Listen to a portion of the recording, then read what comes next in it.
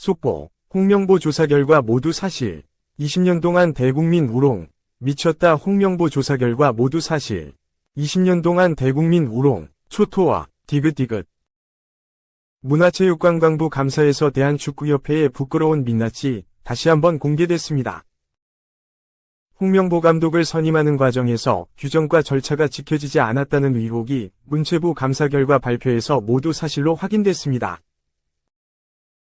홍명보 감독을 면접하고 최종 후보 3인 중 홍 감독을 협회에 1순위로 추천한 이임생 기술총괄 이사는 감독 선임 권한조차 없었고 최종 후보를 추천할 권리조차 전력강화위원장에게 위임받지 않았던 것으로 드러났습니다. 언론을 통해 이 부분을 해명했던 것조차 거짓으로 밝혀졌습니다. 또 홍 감독 자택 근처에서 진행한 면접도 다른 후보와 비교해 불투명하고 불공정하게 진행됐다고 결론 내렸습니다. 정몽규 대한축구협회장의 월권 클린스만 선임 과정에서도 있었는데요. 전력강화위원회를 무력화한 상황에서 권한이 없는 정몽규 회장이 직접 최종 면접을 진행하고 이사회 선임 절차도 누락했다고 발표했습니다. 축구협회의 잇따른 자책골에 언제까지 우리나라 축구 팬들이 분노해야 할까요? 이번 주 축덕숙덕에서는 문체부의 축구협회 감사 결과 발표와 홍명보호 2기 명단 분석, K리그 리뷰를 준비했습니다. 주영민 기자와 주시은 아나운서, 하성룡 기자, 박진영 PD가 함께했습니다. 2. 호민대 낯선 용인미르, 이라크전 앞둔 홍명보호 미션은 적응. 홍명보 감독이 이끄는 축구 국가대표팀은 15일 오후 8시 용인미르 스타디움에서 2026 국제축구연맹 피파 북중미 월드컵 아시아 3차 예선 B조 이라크와 4차전을 치른다. 당초 대한축구협회는 이라크전을 서울 월드컵 경기장에서 진행할 계획이었지만 잔디 문제 때문에 경기 장소를 용인미르 스타디움으로 옮겼다. 폭염과 공연 대관, 관리 부실 등이 겹치면서 서울 월드컵 경기장의 잔디 상태가 열악했고 선수들의 경기력에도 지장을 줬다. 한국은 지난달 서울 월드컵 경기장에서 치른 팔레스타인과 3차 예선 첫 경기에서 0에서 0으로 비기며 출발이 꼬였는데 주장 손흥민, 토트넘은 잔디 상태가 안 좋아 공을 다루는데 어려움이 따랐다. 이 문제를 개선했으면 좋겠다고 목소리를 높였다. 태극전사는 서울 월드컵 경기장보다 잔디 상태가 좋은 용인미르 스타디움에서 경기하게 된 것을 반겼다. 대표팀 에이스 이강인, 파리 생제르맹은 잔디 상태가 좋은 용인미르 스타디움에서 경기하게 돼 감사하다. 이에 보답하기 위해 더 좋은 플레이를 선보이겠다고 다짐했다. 환경은 한 달 전보다 좋아졌지만 낯선 안방에 대한 빠른 적응이 필요하다는 과제도 주어졌다. 2018년 개장한 용인미르 스타디움에서 남자 축구 A매치가 열리는 것은 이라크전이 처음이다. 대표팀 경기는 물론 프로팀 경기도 거의 열리지 않았다. K리그 2, 2부 리그, 수원 삼성이 지난 8월부터 기존 수원 월드컵 경기장의 잔디 보수 공사로 용인미르 스타디움을 임시 홈구장을 사용하고 있지만 해외파와 K리그 1, 1부 리그, 선수로 구성된 대표팀은 이곳에서 경기한 경험이 별로 없다. 2020 도쿄 올림픽 본선을 앞둔 2021년 7월에 올림픽 대표팀이 용인미르 스타디움에서 아르헨티나와 평가전을 펼쳤는데 당시 경기를 뛴 이강인과 설영우, 지베즈다, 이동경, 김천 등 3명이 짧게나마 경험했다. 이 때문에 홍명보 감독도 적응을 위해 13일과 14일 이틀간 용인미르 스타디움에서 훈련을 진행하기로 결정했다. 대표팀은 그동안 숙소에서 지리적으로 가까운 경기장에서 담금질하다가 경기 전날 경기가 열리는 경기장을 찾아 마무리 훈련을 소화했다. 선수들의 피로를 최대한 줄이면서 수많은 경기를 치렀던 서울 월드컵 경기장에 대한 적응 훈련이 따로 필요하지 않았기 때문이다. 그러나 이번에는 상황이 바뀌었다. 이라크전은 11회 연속 월드컵 본선 진출에 청신호를 켤 수 있는 매우 중요한 경기인 만큼 하나부터 10까지 착실하게 준비하는 중이다. 그 중에는 경기장 적응도 큰 미션이다. 나란히 2승 1무, 승점 7를 거둔 한국과 이라크는 골득실차, 한국 플러스 4 이라크 플러스 2, 따라 B조 1, 2위에 올라있다. 그 뒤로는 요르단, 승점 4, 오만, 승점 3, 쿠웨이트, 승점 2, 팔레스타인, 승점 1, 이 자리했다. 최종 예선 개념인 3차 예선에서는 각조 1, 2위가 월드컵 본선 진출권을 가져간다.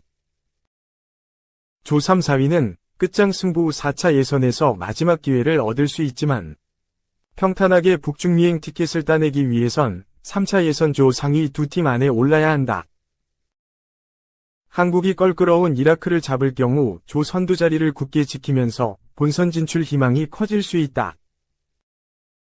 홍명보 감독은 2에서 0으로 이긴 요르단전은 앞선 3차 예선 두 경기보다 모든 부분이 좋아졌다며 요르단전 승리는 잊고 이라크전을 잘 준비하겠다. 고 필승 각오를 전했다. 3. 왼쪽 플랜 C는 재간둥이 이승우 막내 배준호, 위기에 홍명보호 구해낼까? 캡틴 손흥민, 토트넘, 이어 황희찬, 울버햄프턴, 엄지성, 스완지시티, 마저 부상 이탈한 홍명보호가 플랜 C를 가동해야 하는 위기를 맞았다. 2003년생 막내 배준호, 스토크시티와 재간둥이 이승우, 전북현대가 왼쪽 공격의 대안이 될 수 있을까? 한국 남자축구 국가대표 이승우와 배준호는 13일 오후 용인미르 스타디움에서 진행하는 훈련 전 인터뷰의 주인공으로 낙점받았다. 이 자리에서 뛰는 3명의 공격수가 부상으로 빠지면서 대체자가 승리의 열쇠로 떠올랐기 때문이다. 이승우가 성인대표팀에 합류한 건 2019년 6월 이란과의 친선전 이후 5년 4개월 만이다. 홍명보 감독은 이틀 뒤 같은 곳에서 열리는 2026 북중미 월드컵 아시아 지역 3차 예선 B조 4차전 이라크와의 홈경기를 앞두고 새 공격진의 조합을 찾는 데 집중한다. 한국은 지난 10일 3차전 요르단 원정에서 2에서 0으로 승리했으나 2명의 공격수를 부상으로 잃었다. 선발 출전한 황희찬은 전반 23분 몸을 던지는 상대 선수에게 왼쪽 발목이 깔렸고 교체 투입된 엄지성도 후반 6분 무릎 통증을 호소하며 경기장을 빠져나갔다. 황희찬은 휠체어를 탄 채 귀국했다. 홍 감독은 이들의 대안으로 전북 듀오 이승우, 문선민을 선택했다. 올 시즌 K리그 1 11골, 5도움로 개인 득점 5위에 오른 이승우는 특유의 발재간과 골 결정력으로 힘을 보탠다. 문선민은 A매치 16경기, 2골을 소화한 베테랑 자원으로 백업을 맡을 전망이다. 두 선수는 12일 대표팀에 합류해 기존 자원들과 공 돌리기, 미니게임으로 속말을 맞췄다. 요르단전에서 선발 출전한 이강인, 파리 생제르맹, 김민재, 바이에른 뮌헨 등 10명은 회복 훈련에 주력했고 그 외 14명의 선수가 이승우, 문선민의 적응을 지원했다. 이승우는 바르셀로나, 스페인, 유소년팀에서 함께 뛰었던 백승호, 버밍엄시티와 밝은 표정으로 대화하면서 몸을 풀었다. 다만 요르단전처럼 먼저 배준호가 왼쪽 공격수로 출격할 가능성이 크다. 엄지성 대신 운동장을 밟은 배준호는 적극적인 뒷공간 침투와 경쾌한 드리블로 상대 수비진을 뒤흔들었다. 후반 23분엔 박용우의 전방 압박으로 따낸 공을 가볍게 패스해 오형규, 행크, 위 득점을 도왔다. 9분 뒤 상대 수비수 2명을 벗겨내고 강력한 슈팅을 때려 사령탑의 이목을 사로잡기도 했다. 홍 감독은 11일 입국하는 인천국제공항에서 컨디션이 좋았던 황희찬과 엄지성이 모두 다쳐 당황했지만 배준호가 잘 수습했다. 한국 축구의 미래와 팀 성장을 위해 중요한 자원이다. 3년 후를 위해 꾸준히 지켜볼 것이라며 팀 경기력이 점점 나아지고 있다. 승리를 머릿속에서 지우고 이라크전에 집중하겠다고 강조했다. 4. 황희찬 부상을 왜 일본인 주심 탓하나 오른쪽 화살표 1 여론 부글부글. 일본 언론 사커다이제스트는 13일 한국 공격수 황희찬이 부상으로 이탈해 한국 언론이 깜짝 놀랐다. 경기를 담당한 일본인 주심에게 비판이 나오고 있다고 보도했다고 전했다. 사커다이제스트는 부상은 꽤 심각해 보인다. 황희찬은 10일 열린 월드컵 아시아 최종 예선 요르단전 2대0 승리에서 다쳤다.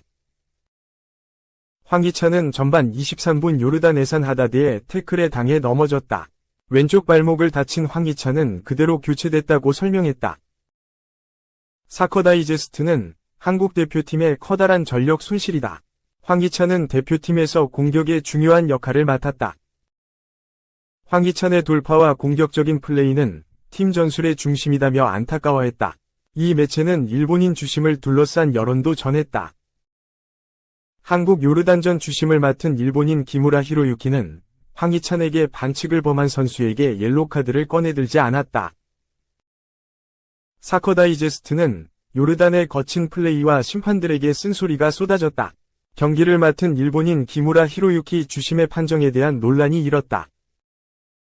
요르단 선수들의 터프한 플레이에 대해 적절한 제재가 이루어지지 않았다는 비판이 나왔다. 한국 선수들이 여러 차례 거친 태클을 당했음에도 심판의 대응이 부족했다는 지적도 있다고 우려했다. 그러면서도 대들보 손흥민이 부상으로 소집되지 않은 가운데 황희찬도 이탈해 곤란한 상황이 됐다고 조명했다. 일본 최대 포털 사이트 야후재팬에 올라온 해당 기사에는 400개 육박한 댓글이 달리며 화제를 모았다. 이들은 대부분 일본인 주심이 무슨 잘못인가라며 억울하다는 반응을 보였다. 가장 많은 공감을 얻은 댓글은 다음과 같다. 주심이 일본인이라고 비판하는 것은 잘못됐다. 항의나 비판을 한다면 다치게 한 요르단 선수에게 해야 한다. 손흥민도 리그에서 상대 선수를 다치게 한 적이 있지 않은가? 그것도 그렇다면 그 경지 주심의 책임인가? 게임이 거칠어지지 않도록 컨트롤도 잘해야 하겠지만 부상이 나온다면 고의가 아니더라도 플레이를 한 선수의 책임이라고 생각한다. 한편 대한축구협회는 12일 오전 황희찬은 좌측 발목, 엄지성은 좌측 무릎 부상으로 이라크전 출전이 불가하다는 진단을 받아 소집 해제됐다며 이승우, 문선민, 이상 전북이 대체 발탁됐다고 공식 발표했다. 이로써 이승우는 지난 2019년 6월 파울루 벤투 감독 체제의 A대표팀에 소집돼 6월 11일 서울 월드컵 경기장에서 열린 이란과의 평가전에 교체 출전한 이후 무려 5년 4개월 만에 다시 A대표팀 명단에 합류하게 됐다.